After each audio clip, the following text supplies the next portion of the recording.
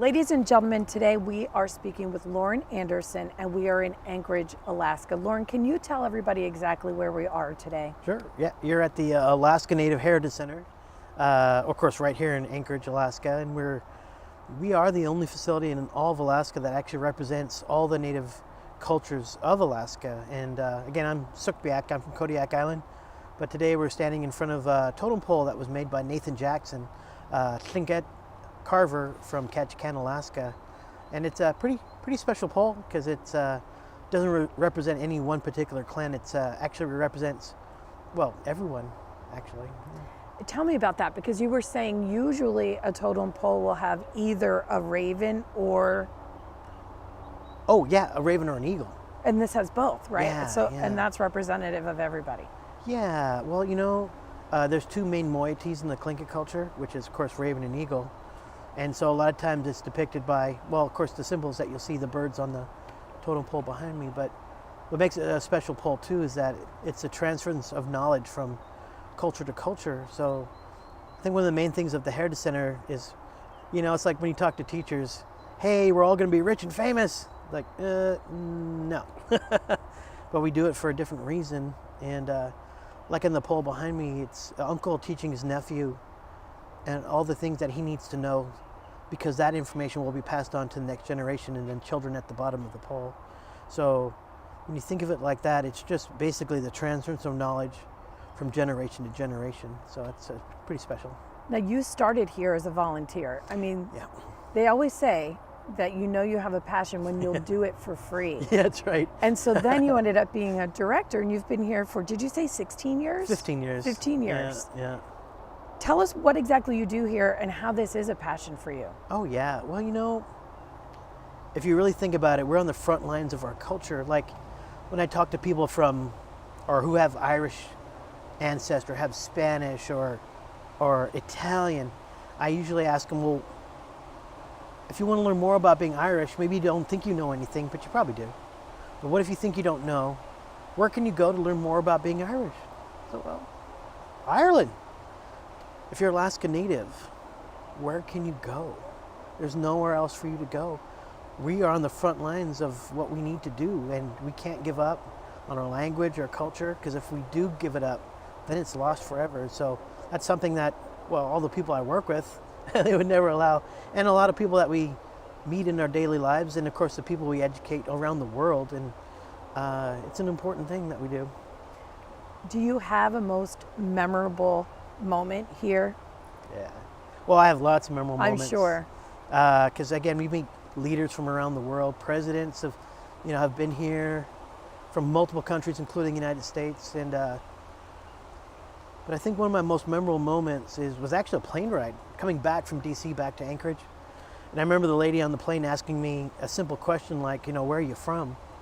And I thought, wow, it's a hard question to answer, because, you know, I was born in Kodiak, but I live in Anchorage, but I lived in Washington and went to school there. So I actually told her the whole story, you know, from when I went to school in Washington to staying with grandma to working in Seattle and now to where I'm at today. And luckily that's a 5-hour flight, you know, which I don't think she knew what she was in for. But when I got done, she said, I'm so jealous of Native people. You're also in touch with your culture. And I thought, I don't know if that's necessarily true. I mean, we express it every day, we think about it, or maybe we don't even think about it, but we definitely express it every day. And so rather than asking her where she's from, I actually asked her, what culture do you come from? And without hesitation, she said to me, I don't come from a culture. I come from Los Angeles. And I was like, whoa. I mean, think about Los Angeles. It's many cultures within one city, and not to mention LA is a culture all to itself.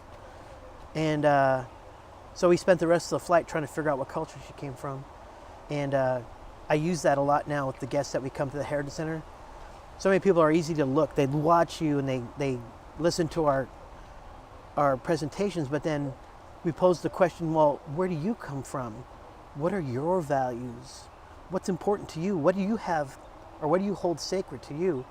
And as diverse as the world is, that's what our answers are. Very diverse. And is one more important than another? Well, of course, when we start working here, you start learning, no, Absolutely not. But the thing that we need to do is generate value in native knowledge, native traditions, native things, anything native art. And if they learn more about it, they'll have more respect for it and more appreciation too. Did you have any hesitations or challenges moving into this position? I mean, going from a volunteer to say, hey, this is what I'm going to do for my life right now? Of course, when you're a volunteer, you actually do the things you want to do. Right. When you move into get promoted up, you usually have to, there's things you have to do. And then you find the things you want to do, you get less and less of that. But it doesn't mean I'm any less passionate about it or again, motivated to do the work that I do. So what do you think you've learned about yourself? Well, it's funny. I try to stay positive, but I learned that sometimes that my coping mechanisms usually are not positive. That sometimes I go into denial, and I wonder, well, why do I go into denial when I have to deal with something? And then I realized that's the way my parents taught me. And I wondered, is that the way my grandparents taught them? And so it makes more sense to me now, but possibly when I have kids one day that I'll walk them through it and say, you know what, you need to deal with it. So working here at the center, I've learned that I can't put things off, that I need to, if there's a challenge, I need to meet it head on and keep on moving. So my whole thing is trying to get people to act, right? And you started volunteering, and then this turned into a full-time career. Yeah. And I say to them, envision this for yourself, explore what it would take, and execute that plan. So what advice do you have for my audience? I guess, in Western culture, we're always taught that money should be one of the, the end goal of what you do, that to be rich is an important thing, or that's valuable. But what is wealth? You need to ask the question, is wealth money? Is wealth happiness or health or family? In Alaska Native cultures, it's also food. And so, I may not be wealthy working at the Alaska Native Heritage Center, but I would say monetarily. But I think in culturally speaking, spiritually, mentally, I think I'm really wealthy now. So find what you like to do and stick with it, and you'll find your wealth in the work that you do.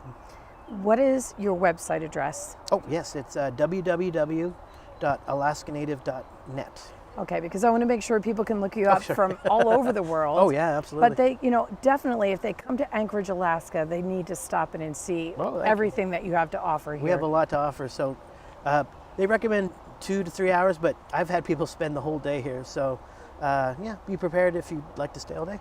Thank you so much for speaking with us. Oh, of course, absolutely.